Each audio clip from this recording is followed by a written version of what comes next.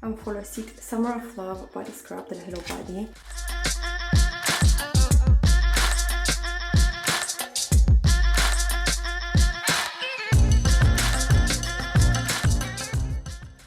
E un scrub foarte bun, puteți folosi orice scrub vreți voi, sincer. Asta e ultima problemă, scrubul. Stați un pic să vedem.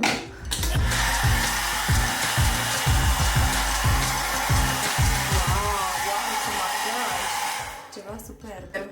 Hai că am revenit ceva mai normală și fără machiajul la leftover. Spuneam că puteți folosi orice scrub vă doriți voi, atâta timp cât pielea este exfoliată, cât mai există celule moarte și alte cele, piele uscată, autobronzantul o să se aplice foarte bine. Avem aici autobronzantul, cel pe care îl folosesc eu și l-am la mine, e Ultra Dark Mousse. Îl găsiți pe Retro Future și în varianta normală de spumă, care e mai bună pentru începători, este Ultra Dark și cea normală. Mă rog, vine link pe amândouă în bio, ce mai contează. Ideea e că asta o folosesc eu aici și acum. Mi și de la Puffy crema de corp. Înainte de autobronzat o să aplic crema de corp, mai ales pe partea de genunchi, coate și toate zonele cu piele uscată. Hai să vă arăt ce neon avem din coace în cameră. Super cool. Cred că mai bine vă arătam aici produsele.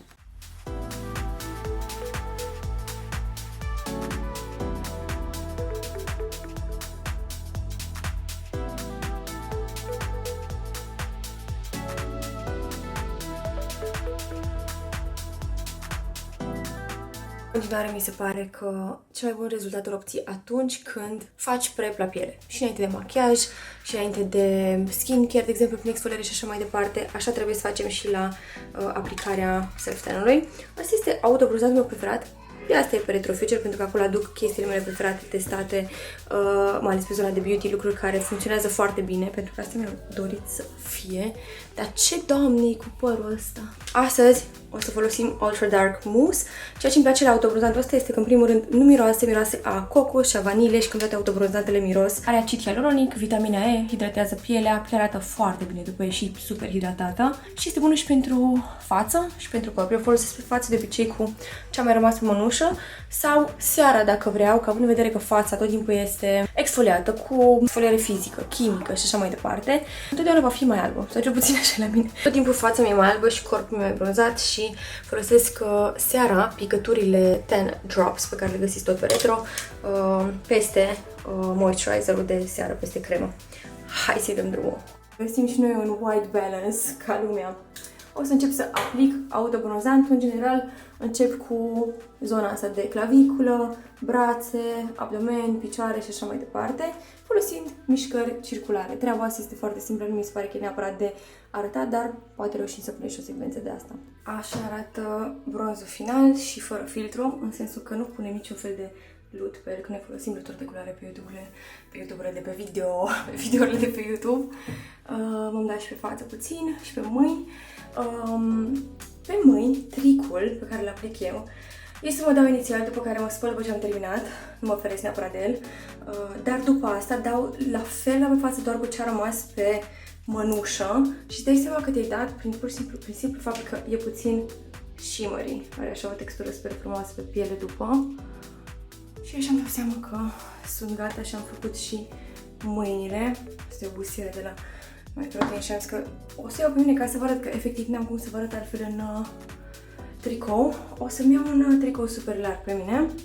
Da jos și busiere ca să nu rămână dungi. Cel mai important pas a fost, evident, uscătorul.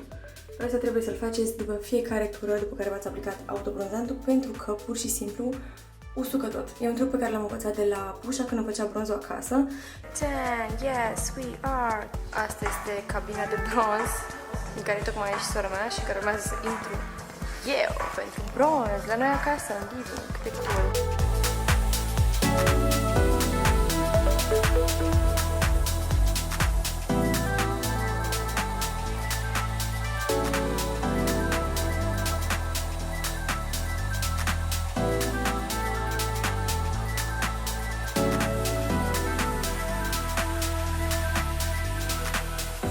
Asta că atât de bine funcționează, pur și simplu se usucă instant, te poți usca la sub brațe, încheieturi, toate zonele în care ai nevoie pur și simplu de o uscare rapidă și, foarte important, câteva ore să evitați contactul cu apa sau orice alte lichide, pentru că o să rămână altfel pătat în zona aia, pur și simplu se dă jos.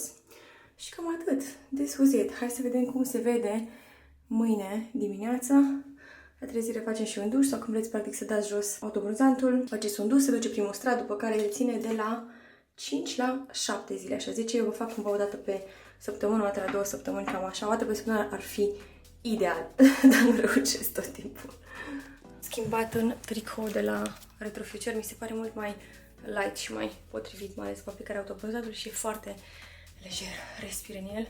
Să-i spun pe balcon. Sper că v-a plăcut acest episod de beauty. Am decis să le fac mai scurte, mai concise, exact pe subiect și revenim și cu altele. Așa că hit subscribe și stați aici să ne dați comentarii, să ne spuneți care este autobronzatul vostru preferat, dacă l-ați folosit pe ăsta cum vi se pare, dacă folosiți altele și vi se pare extraordinare și cu calități ieșite din comun.